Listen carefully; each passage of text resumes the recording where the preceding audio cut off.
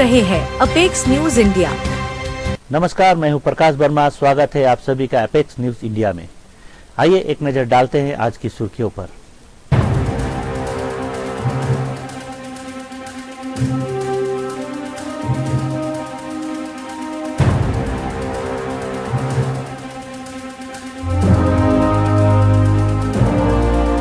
मेघालय के पूर्व मुख्यमंत्री डोनवा डेथवेल्सन लापांग का शुक्रवार रात शिलांग के एक अस्पताल में निधन हो गया। वह 96 वर्ष के थे। परिवार के सदस्यों ने बताया कि वह लंबे समय से बुढ़ापे से जुड़ी बीमारियों से जूझ रहे थे। उनके परिवार में पत्नी अमेथिस्ट लिंडा जोन्स ब्लाह और 2 संतानें हैं। 10 अप्रैल 1932 को जन्मे लपांग का जीवन संघर्षों से सफलता तक पहुंचने की प्रेरणादायी कहानी रहा। सड़क निर्माण मजदूर से शुरुआत करने वाले लपांग 4 बार मेघालय के मुख्यमंत्री बने, हालांकि वे कभी भी कार्यकाल पूरा नहीं कर पाए। दिन में मजदूरी करने के साथ उन्होंने शिलांग के एक इवनिंग कॉलेज से स्नातक की पढ़ाई की और नोंगपोह के एक स्कूल में 5 वर्षों तक अध्यापन कार्य किया। बाद में नोंगपोह को उन्होंने ही रिभोज जिले का मुख्यालय बनाया।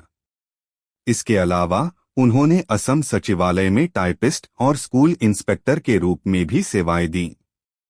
लपांग ने अपना राजनीतिक जीवन 1972 में नोंगपोह विधानसभा क्षेत्र से निर्दलीय उम्मीदवार के रूप में चुनाव जीतकर शुरू किया। यह वही वर्ष था जब मेघालय को असम से अलग कर एक स्वतंत्र राज्य का दर्जा मिला था। इसके बाद वे कांग्रेस पार्टी में शामिल हो गए। उनका पहला कार्यकाल 1992 से फरवरी 1993 तक रहा।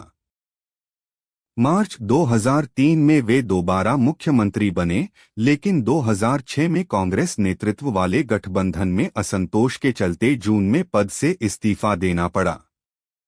मेघालय सरकार ने पूर्व मुख्यमंत्री डीडी लापांग या माहे के नाम से लोकप्रिय के निधन पर 13 से 15 सितंबर तक 3 दिवसीय राजकीय शोक की घोषणा की है। शिलांग 13 सितंबर 2025 मेघालय सरकार ने पूर्व मुख्यमंत्री डॉक्टर डीडी लपांग या माहेह के नाम से लोकप्रिय के निधन पर 13 से 15 सितंबर तक 3 दिवसीय राजकीय शोक की घोषणा की है। राजकीय शोक के दौरान राज्य भर के सभी सरकारी कार्यालयों और प्रतिष्ठानों में राष्ट्रीय ध्वज आधा झुका रहेगा तथा किसी भी प्रकार का आधिकारिक मनोरंजन कार्यक्रम आयोजित नहीं किया जाएगा। इस संबंध में अधिकारियों ने शनिवार को पुष्टि की। राज्य के आयुक्त और सचिव विजय कुमार मंत्री ने जानकारी दी कि सोमवार को दोपहर 1 बजे शिलांग के जया स्टूडेंट्स फील्ड में राजकीय अंतिम संस्कार किया जाएगा। इसके बाद लपांग को वीकिंग जया स्थित प्रेस्बिटेरियन चर्च कब्रिस्तान में सुपुर्दे खाक किया जाएगा। गौरतलब है कि वरिष्ठ नेता लपांग का शुक्रवार रात शिलांग के बेथनी अस्पताल में लंबी बीमारी के बाद 96 वर्ष की आयु में निधन हो गया। अपने पीछे वे पत्नी अमेथिस्ट लिंडा जोन्स ब्लाह और 2 संतानें छोड़ गए हैं।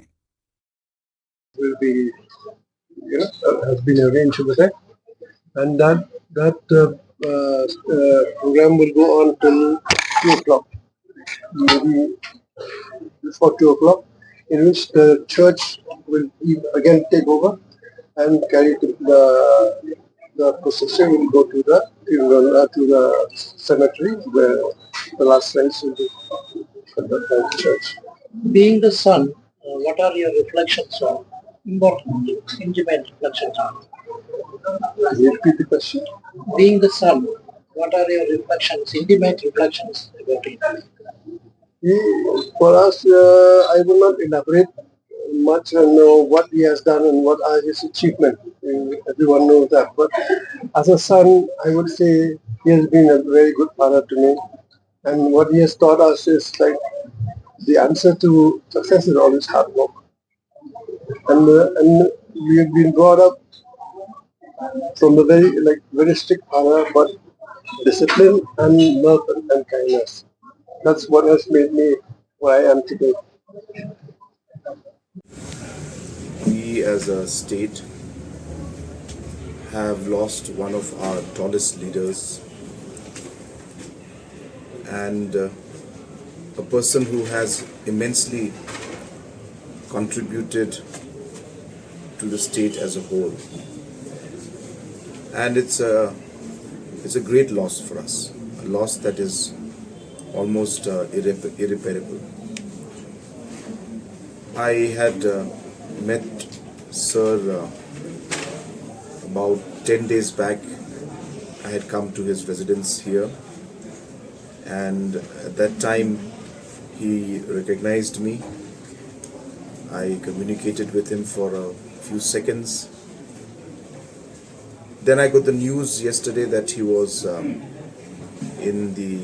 admitted in the hospital in Bethany, and I visited him at about 9 o'clock in the evening, and though I'm not sure, I think he was not able to recognize me at that point in time, but I got to see him at that moment. And after that I got the news about an hour and a half later that he passed away. As a state government, we have declared 3 days of mourning, which is what we normally do for former chief ministers. I had some programs today in Sora, which were of course more on private nature, was not government programs. But I've cancelled all those programs today in respect of our great leader, Dr. Lapang. Meghalaya विधानसभा के शुक्रवार को रक्सामगरे के विधायक लिमिसन D Sangma को सर्वसम्मति से उपाध्यक्ष चुना गया। यह चुनाव दलगत मतभेदों से परे दुर्लभ एकजुटता का प्रतीक बना।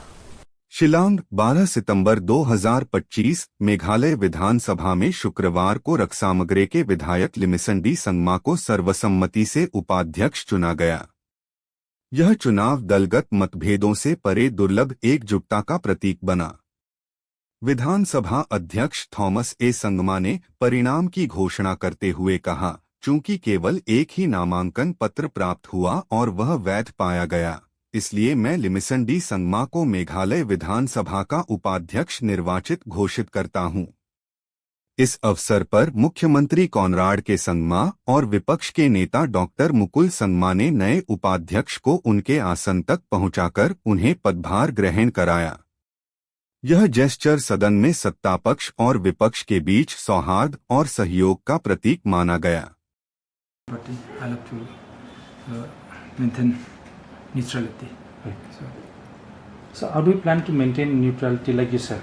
Yes. For presiding over the debates between the ruling and opposition benches. But how do you plan to do that? Yeah, I have to do justice to both parties, whether they may from the opposition or they may from the ruling. I have to always. Role to play here, being a deputy speaker, or you have something to say about it? Yeah, there are roles also. Some roles. In absence of speaker, I have to play this role as a deputy speaker. So the opposition did not put up any candidates. This is a rare occasion. I think everybody likes me. That's why they didn't put up any candidate against me. So I'm thankful to everybody for choosing me unopposed. Thank you, sir. Thank you. Well, sir, now 2.5 years left. So, in these 2.5 years, what type of things are you planning to do? What are the changes we can see? During these 2.5 years, I'll try to serve the Sabba's house with sincerity, integrity, and dignity, without having any distinction. Whether it be from the ruling party or from the opposition party. I'll give an equal opportunity to raise their voices for the benefit of the people, for all people. Sir, your name was coming earlier, was not discussed that you make. Certain? No, I didn't ask. My high command has given me. Press conference to Meghalaya के मुख्यमंत्री Conrad Sangma ने हाल ही में लागू किए गए GST सुधारों को भारत की कर प्रणाली में एक ऐतिहासिक कदम बताया। उन्होंने कहा कि नए दरों के तहत आवश्यक वस्तुएं सस्ती होगी, जिसमें परिवारों की बचत बढ़ेगी और लोगों की क्रय शक्ति में इजाफा होगा। मेघालय के मुख्यमंत्री कॉनराड संगमा ने हाल ही में लागू किए गए जीएसटी सुधारों को भारत की कर प्रणाली में एक ऐतिहासिक कदम बताया। उन्होंने कहा कि नए दरों के तहत आवश्यक वस्तुएं सस्ती होंगी, जिससे परिवारों की बचत बढ़ेगी और लोगों की क्रय शक्ति में इजाफा होगा। मुख्यमंत्री ने आगे कहा कि छोटे व्यापारी और कारोबारी अब सरल अनुपालन प्रक्रिया से लाभान्वित होंगे। वहीं भारतीय उद्योग जगत को भी प्रतिस्पर्धात्मक क्षमता बढ़ने का फायदा मिलेगा। The 56th GST Council meeting that was held recently and chaired by Honorable Union Finance Minister in a landmark decision approved the rationalization of GST rates. These reforms are aimed at improving the lives of the common man and ensuring ease of doing business for all, including small traders and businessmen. This rationalization has abolished the 12% and 28% tax slabs and introduced a two-tier tax structure with rates of 5% and 18%. प्रधानमंत्री नरेंद्र मोदी ने शनिवार को 8,070 करोड़ रुपए की लागत से बने बैराबी सैरांग नई रेल लाइन परियोजना का उद्घाटन किया। इस ऐतिहासिक उपलब्धि के साथ पहली बार मिजोरम की राजधानी आइजोल आधिकारिक रूप से भारतीय रेल नेटवर्क से जुड़ गई है। नई दिल्ली आइजोल 13 सितंबर 2025। प्रधानमंत्री नरेंद्र मोदी ने शनिवार को 8,070 करोड़ रुपए की लागत से बने बैराबी सैरांग नई रेल लाइन परियोजना का उद्घाटन किया। इस ऐतिहासिक उपलब्धि के साथ पहली बार मिजोरम की राजधानी आइजोल आधिकारिक रूप से भारतीय रेल नेटवर्क से जुड़ गई है। देश के सबसे कठिन पहाड़ी इलाकों में निर्मित इस महत्वाकांक्षी परियोजना में 45 सुरंगें, 55 बड़े पुल और 88 छोटे पुल शामिल हैं, जो इंजीनियरिंग की एक अद्भुत मिसाल पेश करते हैं। उद्घाटन के साथ ही अब मिजोरम का सैरांग सीधे दिल्ली से राजधानी एक्सप्रेस के जरिए जुड़ गया है। इस तरह आइजोल को भारत के रेल मानचित्र पर सशक्त रूप से दर्ज किया गया है। akal chan mek bok ani vo in hi ni chin sia tlak a milestone, a historic day in the history of Mizoram and transport and communication in India. Gudben Thalawila, our Prime Minister is flagging off. Meghalaya सरकार की प्रस्तावित वाहन scrappage नीति के तहत राज्य में कुल 10,589 वाहनों पर असर पड़ेगा। यह कदम स्वच्छ और टिकाऊ परिवहन की दिशा में एक महत्वपूर्ण बदलाव माना जा रहा है। इस नीति से सबसे अधिक प्रभावित सरकारी वाहन होंगे, जिनकी संख्या 3,031 है। इसके अलावा 5,288 निजी हल्के मोटर वाहन भी स्क्रैपेज के दायरे में आएंगे। वहीं 1,616 वाणिज्यिक हल्के मोटर वाहन और 654 भारी परिवहन वाहन भी इस नीति के तहत शामिल होंगे। उपमुख्यमंत्री स्नियोभालांग धर ने बताया कि नीति की विस्तृत रूपरेखा और कार्यान्वयन की समय सीमा विधानसभा में प्रस्तुत कर दी गई है। हालांकि सटीक तारीखों पर अभी विचार किया जा रहा है। इस बीच राज्य की बिजली खपत वर्ष 2024 से 25 में 1.54 अरब यूनिट तक पहुंच गई। वित्तीय वर्ष 2025 से 26 की पहली तिमाही में भी यह वृद्धि जारी रही और खपत 331 मिलियन यूनिट दर्ज की गई। 2024 से 25 में सबसे अधिक खपत रिभोज सर्कल में 492 मिलियन यूनिट रही। इसके बाद पूर्वी खासी हिल्स 467 मिलियन यूनिट के साथ दूसरे स्थान पर रहा। राज्य के स्वामित्व वाली Meghalaya power generation corporation limited ने इस अवधि में 1 अरब से अधिक यूनिट का उत्पादन किया, लेकिन राज्य को अभी भी 2.67 अरब यूनिट बिजली बाहरी स्रोतों से खरीदनी पड़ी।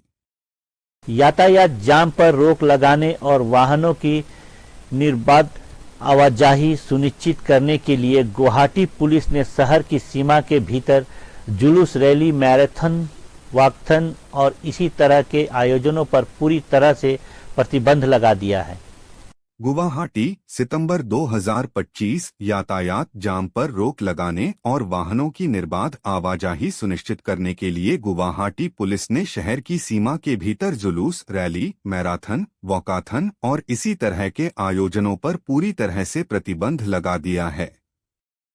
यह आदेश गुवाहाटी पुलिस के उपायुक्त प्रशासन इमदाद अली APS द्वारा भारतीय नागरिक सुरक्षा संहिता 2023 की धारा 163 के तहत जारी किया गया और तुरंत प्रभाव से लागू हो गया। आदेश में कहा गया है, गुवाहाटी में यातायात के सुचारू प्रवाह के लिए सड़क उपयोग का कुशल प्रबंधन आवश्यक है। जुलूस और रैलियां अक्सर गंभीर यातायात अवरोध पैदा करती हैं, जिससे आम नागरिकों को परेशानी और आपातकालीन सेवाओं में देरी होती है।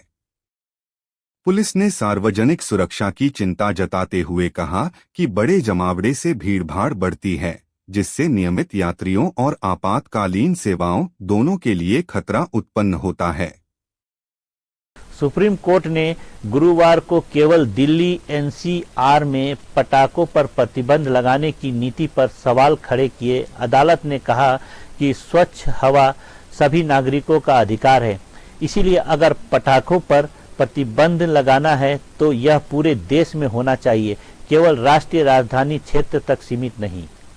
नई दिल्ली, सितंबर 2025। सुप्रीम कोर्ट ने गुरुवार को केवल दिल्ली NCR में पटाखों पर प्रतिबंध लगाने की नीति पर सवाल खड़े किए।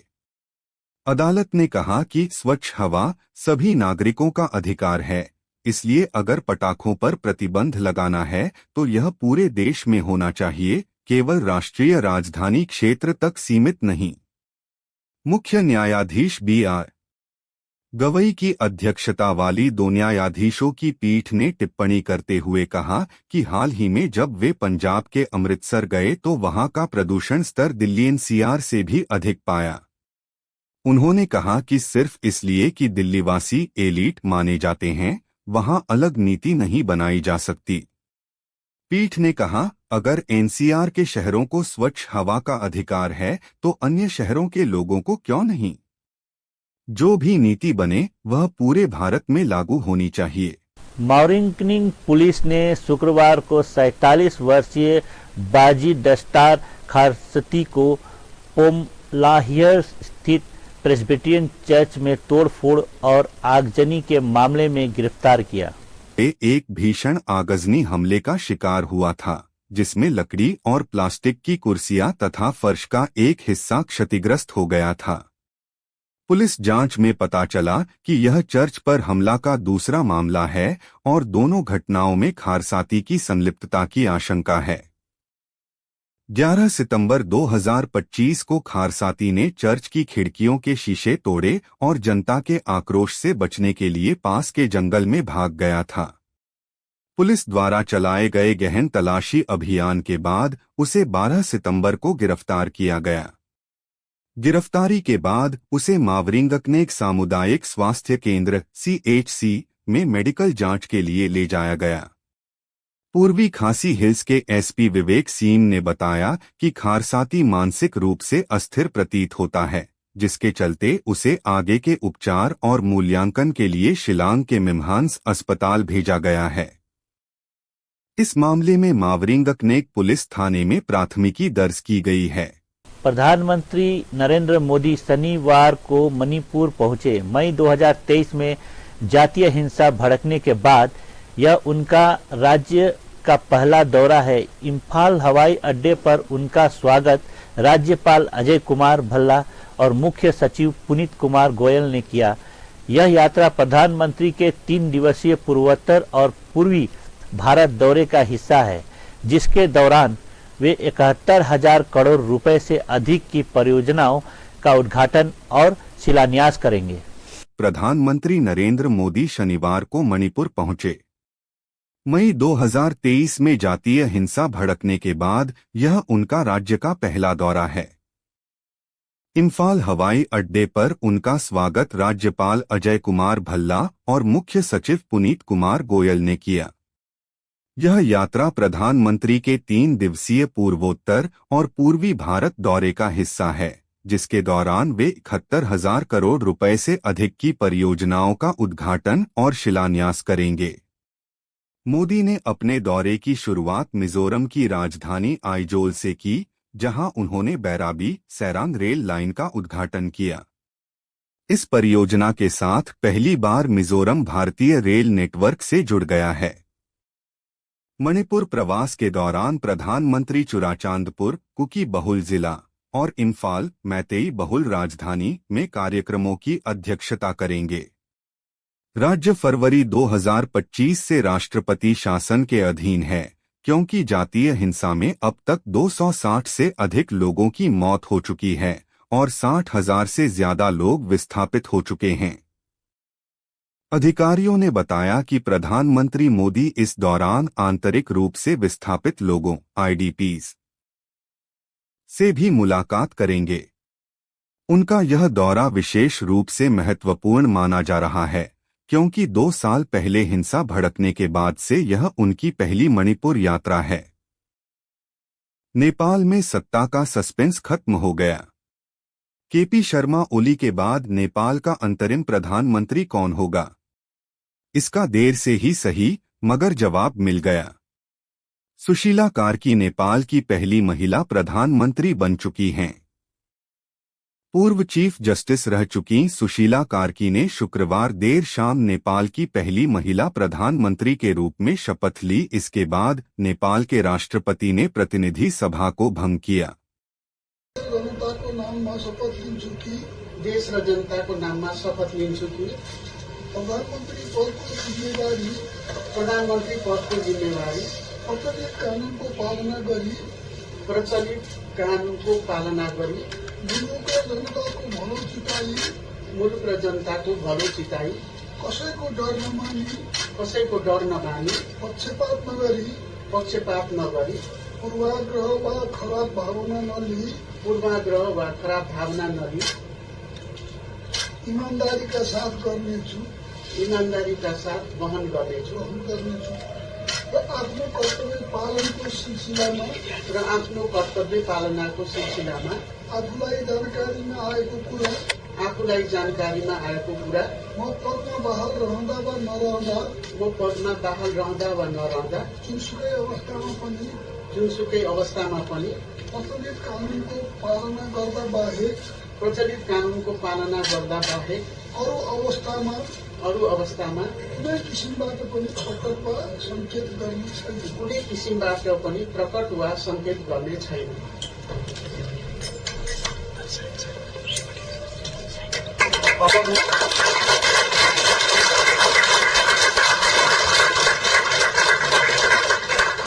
इसी के साथ मैं प्रकाश वर्मा आप सभी से विदा लेता हूं। कल फिर मुलाकात होगी कुछ नई खबरों के साथ। तब तक के लिए नमस्कार।